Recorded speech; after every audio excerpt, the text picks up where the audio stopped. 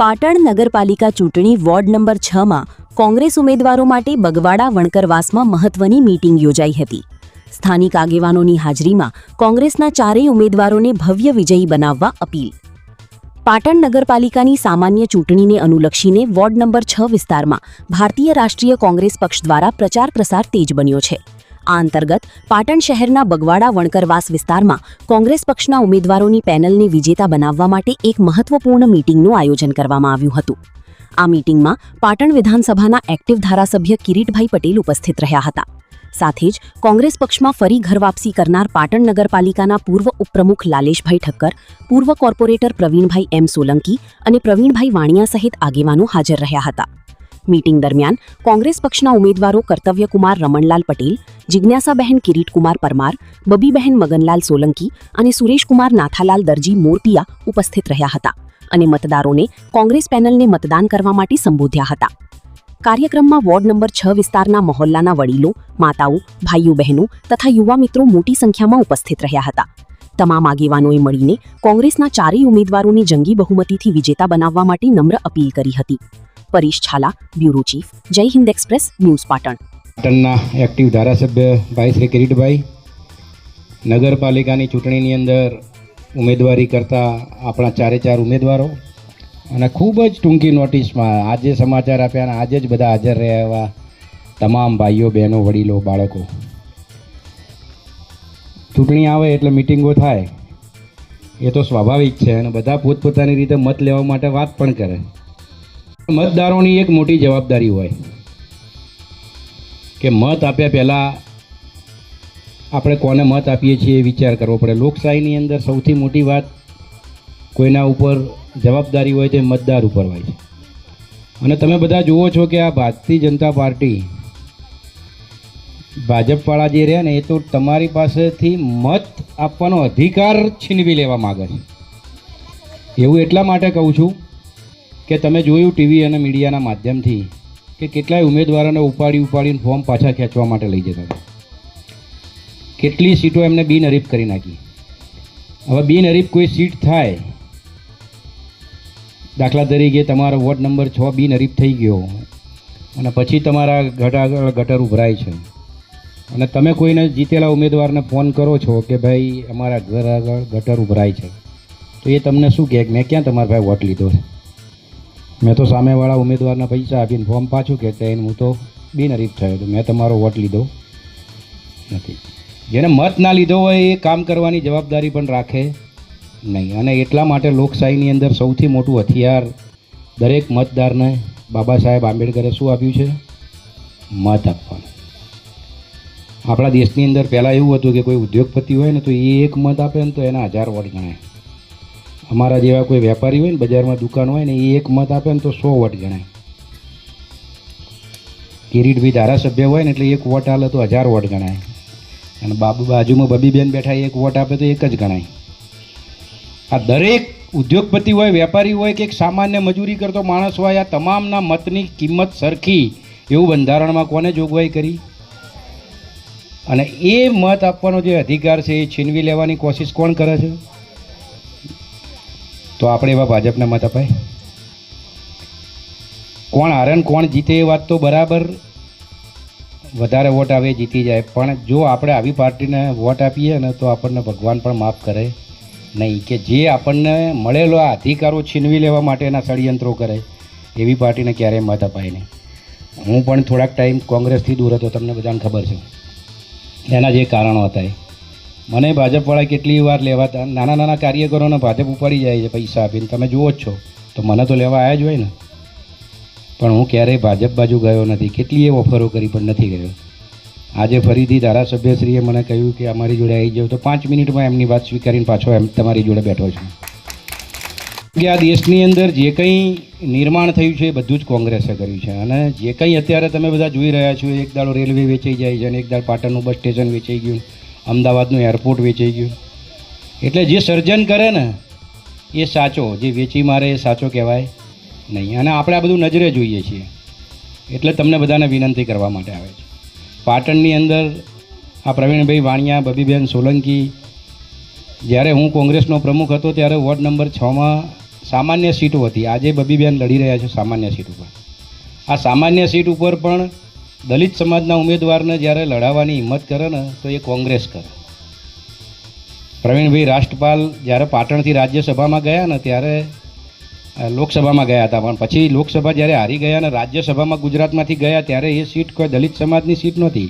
રાજુભાઈ પરમાર અહીંથી જતા હતા ગુજરાતમાંથી, તો એ દલિત સમાજ પણ તમામને ન્યાય આપવાનું કામ આ દેશમાં કોઈ કરતું હોય તો એ કોંગ્રેસ પાર્ટી કરે. અને એટલા માટે કોંગ્રેસ પાર્ટી, આપણે બધા કોંગ્રેસ પાર્ટીના કાર્યકર છીએ. એટલા માટે તમે સમજો, સિવિલ હોસ્પિટલ ચાલુ કરવા માટે આપણે જે લડ્યા, અમે ટેબલ લઈને બેસતા હતા, તમે સહી કરવા આવતા હતા, પણ તમે બધાએ સહીઓ કરીને એટલે ભાજપની સરકાર ડરી અને સિવિલ હોસ્પિટલ ચાલુ થઈ.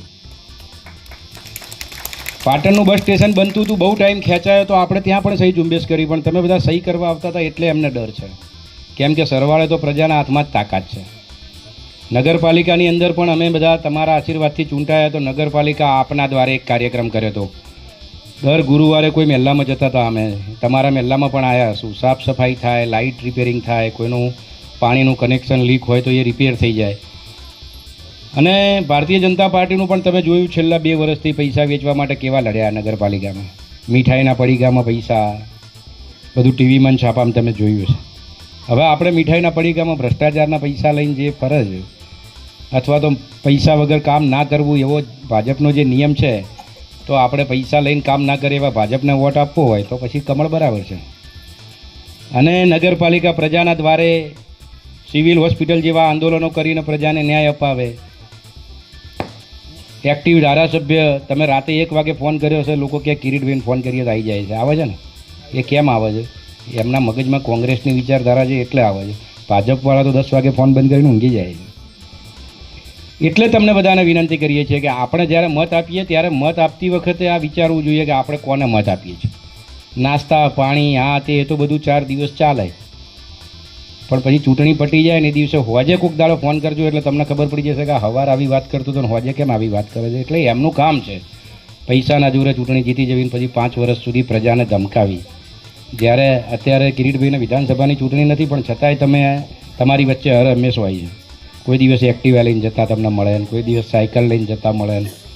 એટલે આ બધું એમને ઉપરથી જે પ્રમાણે ગાઈડલાઈન હોય છે. આ લાલેશભાઈ 4 વર્ષ સિવિલ આગળ બેઠા, તો ઉપર ભાઈ કોંગ્રેસનો કાર્યકર હોય ને એની અંદર ઓટોમેટિક સેવાનો ભાવ આવી જાય.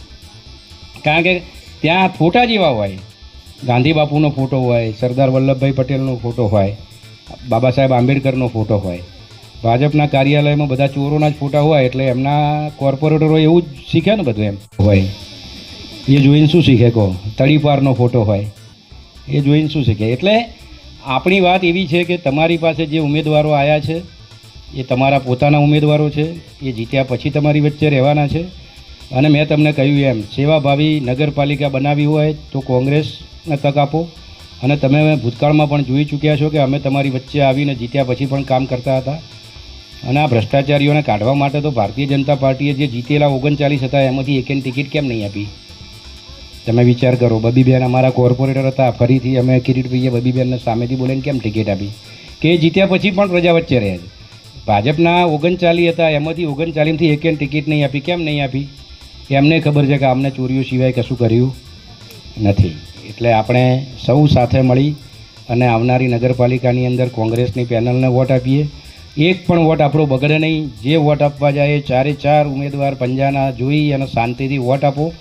વોટ આપ્યા પછી નીચે છેલ્લે પીળા કલરનું બટન દબાવી અને આપણો વોટ રજીસ્ટર કરો. ત્યાં સુધી કોઈ ઉતાવળ કર્યા વગર આખી પેનલને કચકચાઈને મતદાન કરો એવી તમને સૌને ફરીથી વિનંતી કરું છું. આપણા 4 ઉમેદવારો કર્તવ્યભાઈ, બબીબેન, જિજ્ઞાસાબેન અને સુરેશભાઈના ચૂંટણી પ્રચારમાં વર્ષોથી જેને કોંગ્રેસમાં રહી અને પાટણ નગરપાલિકાનું સુકાન પણ સંભાળ્યું છે, પ્રજાની વચ્ચે રહેવાવાળા, અને આજે જ આપણી સાથે જોડાયા છે એવા લાલેશભાઈ, સુરેશભાઈ, પ્રવીણલાલ, આપ સૌ માતાઓ, બહેનો અને અમારા ઉમેદવારોને સમર્થન કરવા માટે આવેલા સૌ ટેકેદારો, બધી વાત કરી કે આજે તમને જે બંધારણીય અધિકાર બાબા સાહેબે આપ્યા છે એ તોડવાનું કામ એ ભાજપ દ્વારા થઈ રહ્યું છે. તમને તો કોંગ્રેસને શા માટે વોટ આપવો એના માટે કંઈ કહેવાનું એવું હોય નહીં.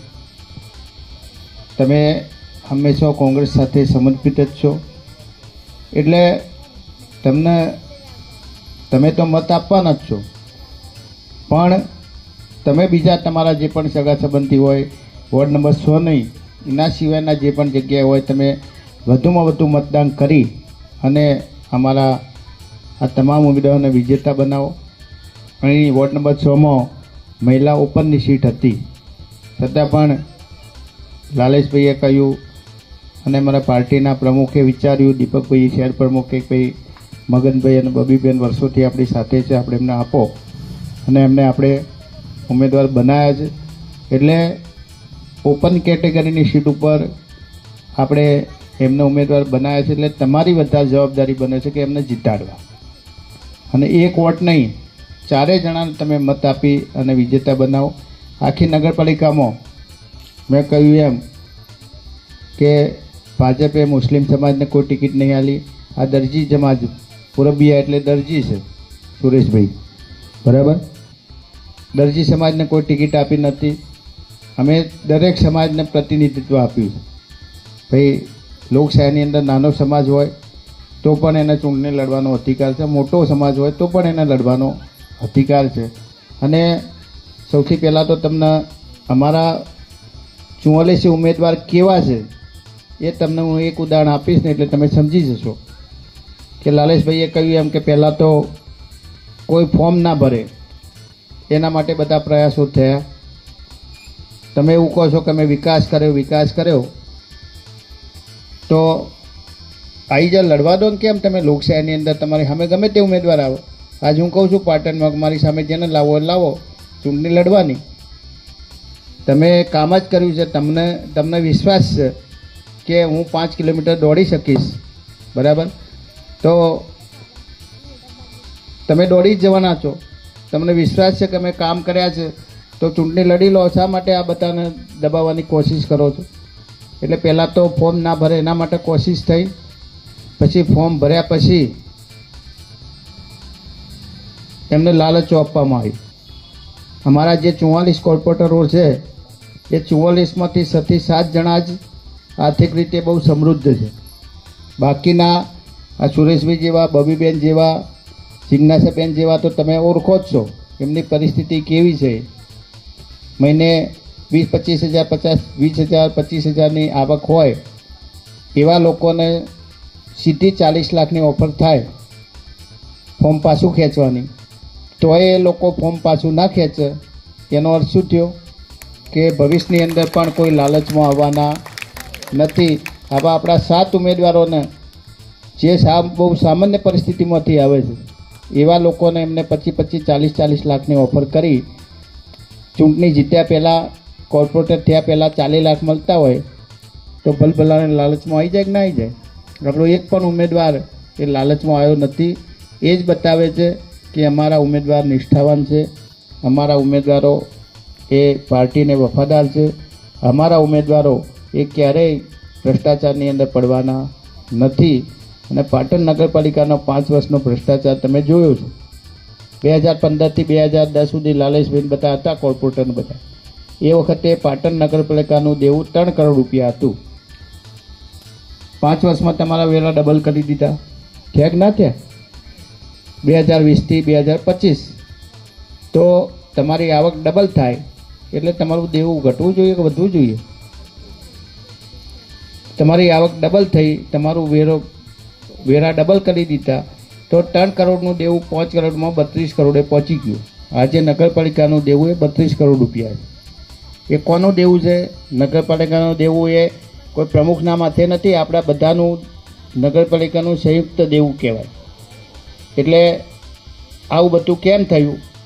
તમારો પગાર 10,000 રૂપિયા હોય અને તમારો પગાર સીધો 20,000 થઈ જાય તો તમારું જે દેવું હોય એ વધવું જોઈએ, ઘટવું જોઈએ?